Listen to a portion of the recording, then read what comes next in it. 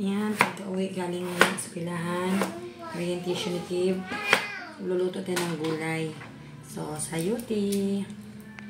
Tapos, prito tayo ng tilapia mamaya. Yan. So, ganitong hiwa yung ko para hindi masyadong makapal. Ito. Yan. So, ito na po yung mga nahiwa. Yan. So, hiwain na natin tuloy-tuloy ang ating sayuti. Yan na siya. Tapos ganyan. So, ipapakita ko sa inyo mamaya pag nagluto na. Guys. Prito muna tayo ng tilapia. Partner sa ating gulay. Ay, langaw.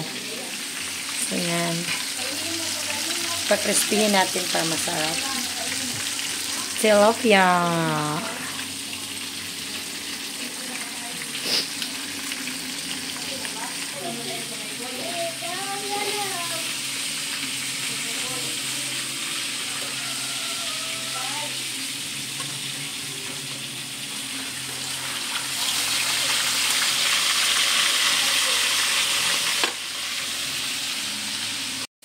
Isa ko lang siya sa sibuyas bawang.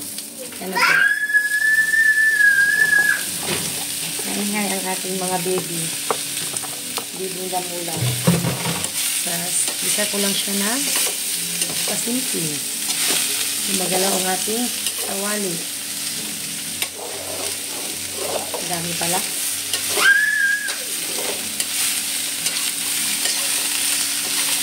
Wala itong sahog. Lagyan ko lang siya ng konting water. Lagyan ng salt.